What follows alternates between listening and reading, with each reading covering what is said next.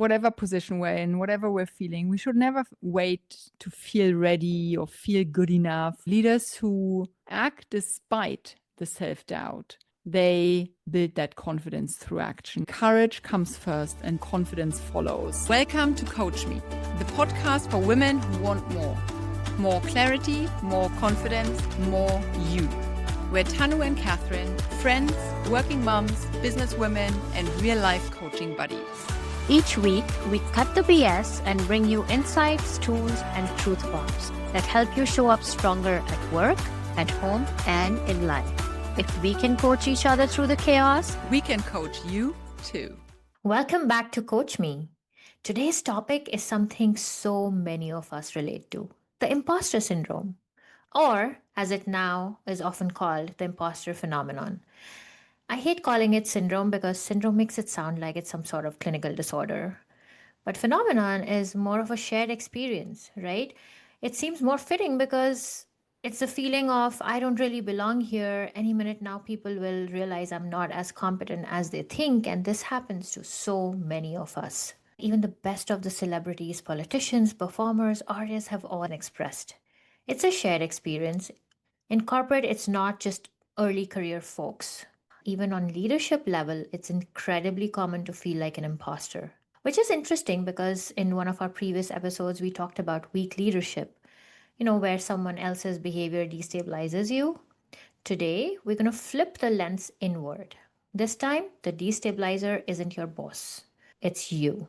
It's your own inner voice telling you you're not enough, even when the evidence says otherwise. Oh my God, that is so true and so relatable. I feel like this topic is something a lot of people feel, but even more people will feel embarrassed about. The higher you rise on the leadership ladder, the more likely a lot of people feel like a fraud. It's such a sensitive topic to talk about, right? So I hope a lot of people will feel heard and seen in this audience and as we walk through it, because you can have the best looks, the best title, the best role, the best external perception, but if you don't feel good enough, that is something that tears you apart from the inside. So I really feel for everyone who has ever felt like an imposter. I think it comes with higher levels in leadership, especially. When you're early in your career, it's normal. You lack the experience and you feel like an imposter because you're new. But later on, I think it's a whole different set of feelings. You have to come across a certain way with gravitas and like this leader and perform in that role. But at the same time, maybe you just got that big promotion, or maybe you are new in that company or something like that. It's new territory. Suddenly your visibility is maybe bigger across the company. There are insecurities coming with it. You're out of that comfort zone you had. Stakes are higher, responsibilities are bigger. I think it's a really important topic to talk about, and hopefully we can make some people feel more comfortable today. Yeah, you make a good point. The higher up you go, the lonelier it gets. That's what they say, right? Mm-hmm. And this ties back beautifully to the gremlins that I talked about in my webinar, the inner critic, right? Yes. That feeling of, I'm not good enough to be in this position. Most of the times, it's your gremlin that's holding you back from success. But the interesting thing is that in this case of feeling like an imposter, you have the position or the opportunity. You're already there, but it's making you question whether you deserve it or not. So that's the difference. There was a 2020 KPMG study, I think, that found that 75% of female executives reported experiencing imposter syndrome at some point in their careers. So it really gets heavy when it comes to female executives. Females might just be more likely to admit to it. Yeah, you're right. It could be the male ego not wanting to accept the way they don't want to ask for directions, right? But at the same time, I would also draw a parallel to the other stat where women do not apply for jobs if they don't meet 100% of the requirements, and men apply if they only meet 60% of the requirements. So there's something happening there where there's some sort of maybe confidence or overconfidence, you call it. So men are less likely to experience imposter syndrome because they feel they deserve to be where they are. And if you see all of these numbers, you can see that it's costing us a lot, right? The imposter syndrome, it leads to overworking and perfectionism and also reluctance to delegate.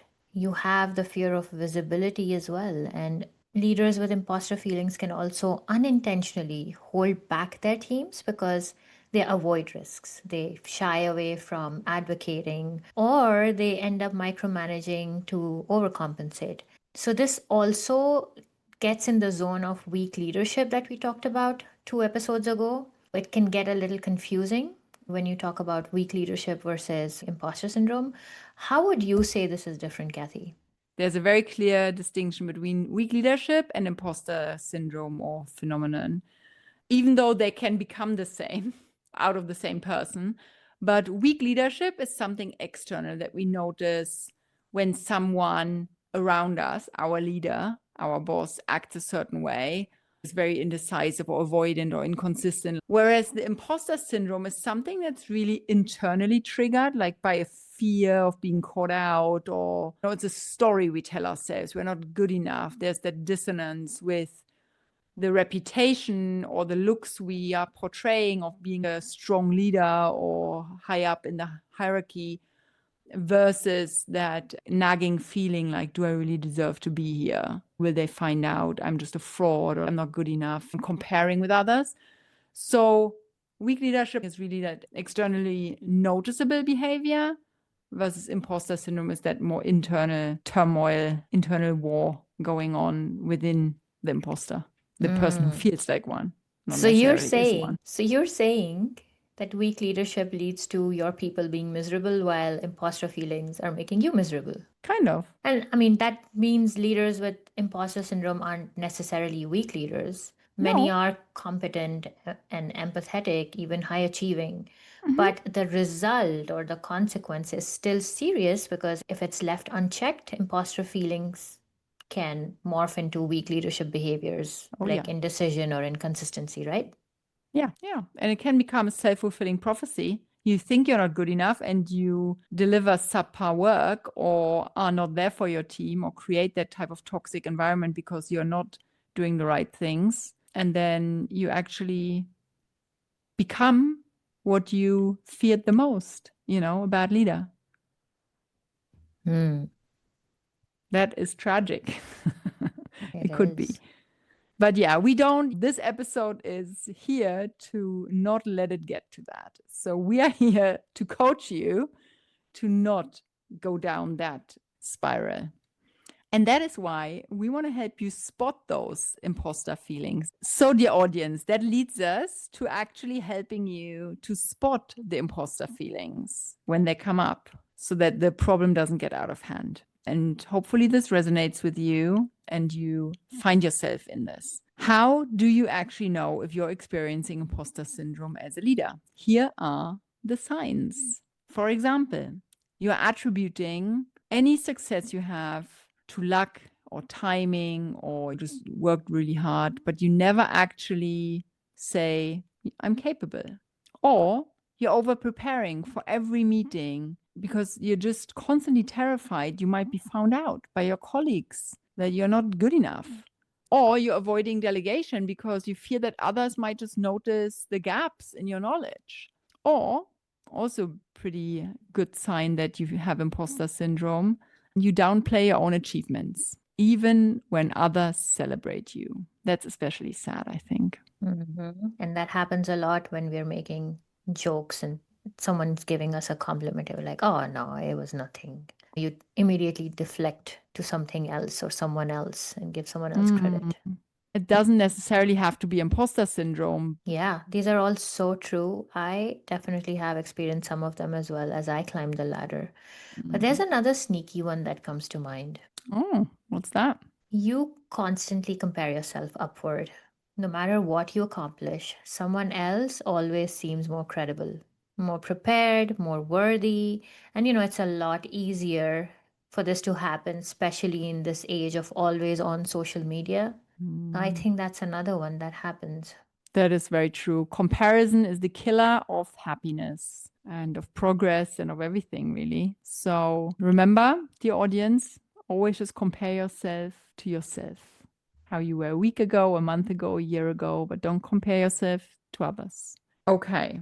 We talked about the signs that you might have imposter syndrome, but let's talk about some of the consequences as well that come with it. I think what we discovered now, there are two different types of consequences. There's the personal cost and the organizational cost, especially in a career context, right? So the personal cost is you lose your confidence, you stress a lot, you're exhausted, you have a lot of anxiety probably as well. And the organizational cost that comes from leadership having imposter syndrome or employees having imposter syndrome is that they tend to micromanage a lot more, they control a lot more, they're making the team feel not really trusted, and they're not advocating their own team. They become weak leaders. And like we discovered in the weak leadership episode, weak leadership really costs the organization because that creates a toxic environment, right? That's a real bad knock-on effect. If you haven't checked out that episode, it's our episode number 16, 2 episodes before this one, how to handle a weak boss. So, all this makes me feel that imposters have a very, very high probability of turning into weak leaders if left unchecked. Yeah, I just felt like lines get really blurred. And it's such a shame because someone that is really capable got promoted, got seen by their leadership or something. And maybe they got left alone with that big new gig, with that new role or something like that. But the potential was there in them and they just didn't get nurtured to really live it and breathe it and feel it. That leads me to a very personal story about imposter syndrome. Because I felt it when I came back from maternity leave 7 years ago. I came back into a very senior role that I had just been promoted into during my pregnancy. So I was already pregnant, starting the role that I only worked in for 3 months before leaving for maternity leave. And when I came back, my maternity cover was great, my bosses were great, but I could not help but feeling like an imposter. They had hired more people. I didn't know half of the team. I didn't know what was going on. I was completely out of the language they spoke type of thing, marketing stuff. The industry had evolved. I was so frazzled and distracted, and it was all so new to me being a mom and leaving my child, at kindergarten, that I felt so torn and not 100% ready to focus. I worked around men only, and some of them were new dads as well. And they had such empathy with me. And a colleague I worked with brought me up to speed. He said to me, the most important thing you need to know that happened in those months you were gone was Google. It's not called AdWords anymore. It's called Google Ads now. And it was so helpful because it gave me such confidence in meetings to not say the wrong language, right? To actually come across knowledgeable. Even being in a meeting, correcting someone else, just feeling Yes. like, no, I'm in the picture. I know what's going on here. This sense of just having a little bit of confidence, fake it till you make it, that helped me massively. And I'm eternally grateful to that guy for actually saying that to me. And I have such a soft spot for people coming back from parental leave now that I always take the time to chat with them because I think it makes all the difference. Yeah, that's such a beautiful story of you paying it forward and getting that support and empathy. But you were really blessed that you had that with your colleagues. Yeah. What would you say to our audience if they're in a situation at work where they don't have this kind of support? How can they find that confidence within themselves to get over this imposter syndrome? Or what tools or options do they have if they don't have this kind of support? Gosh, Tanu, that's a really good question because I think there are not many people who have that kind of support. And I had amazing bosses back then. This is exactly the reason why we brought some tools with us because, nobody's coming to save you. As they say, you have to save yourself. And it's the same with this, with imposter syndrome. Don't wait for anyone to come and save you. You have to actually coach yourself through it.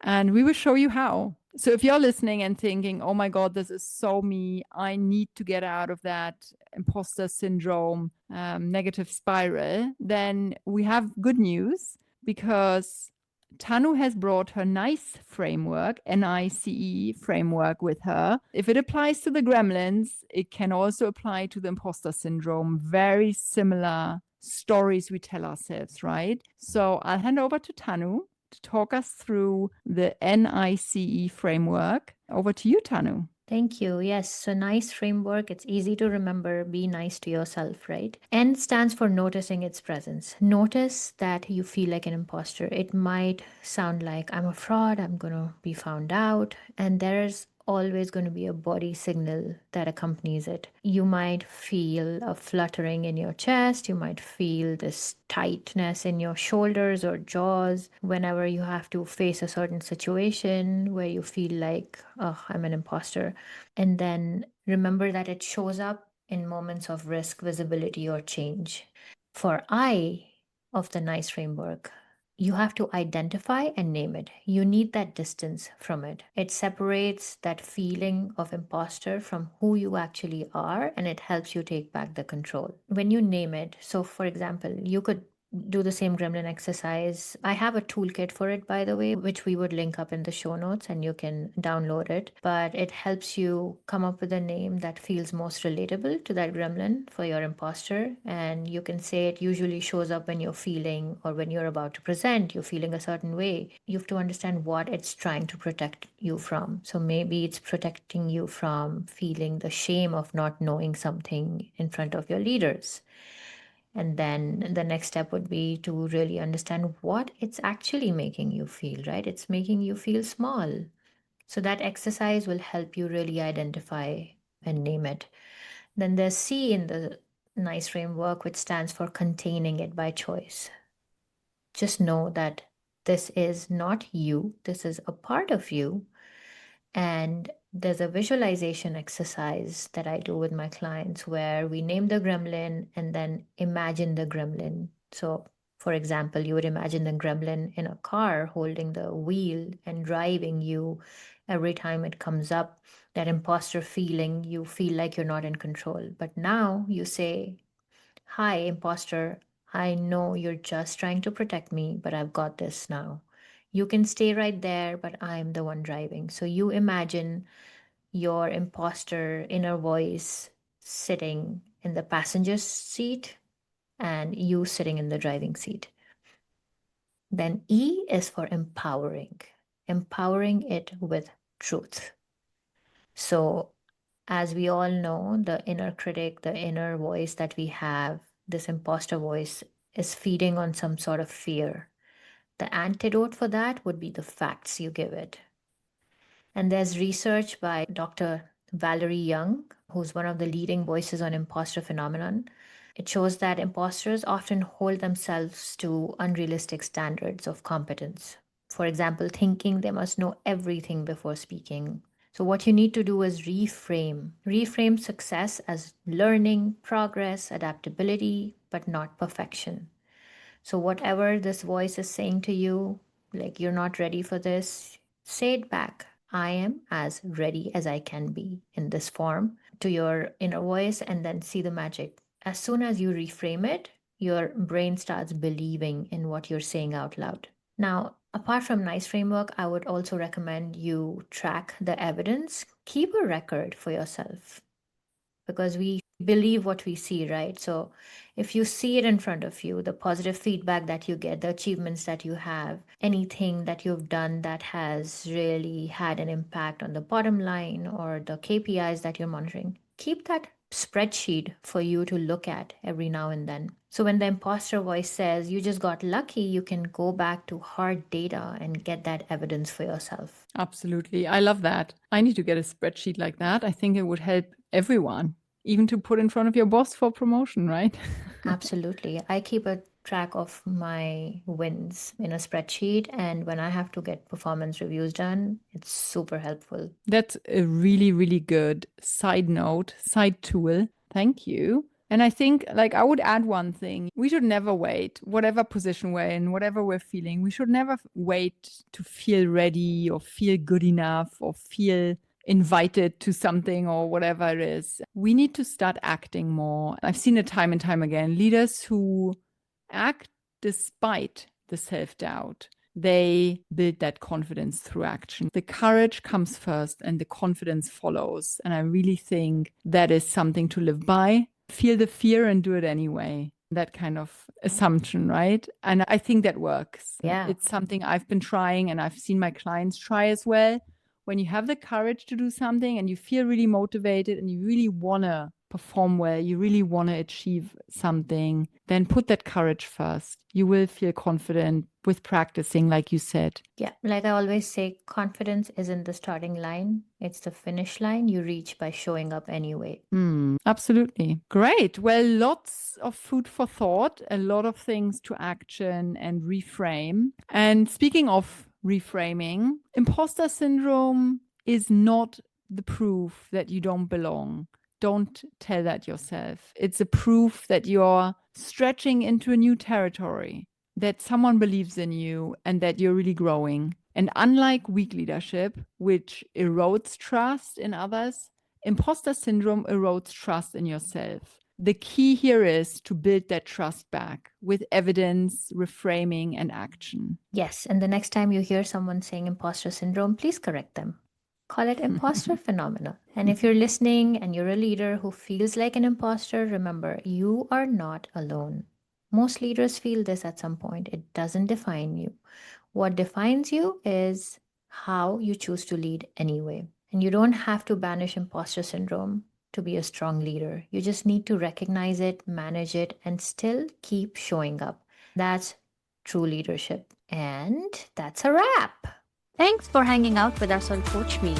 Got a question or something you want us to coach through? Slide into our DMs or drop us a message. We might feature it on the next episode. And hey, don't forget to hit follow. Your future self will thank you. Just one more quick note. Everything we share here is based on our own experiences and coaching tools. It's not medical or mental health advice. So if you're struggling or need support, please reach out to a qualified professional. You've got this and we've got you. See you next time on Coach Me. That's it.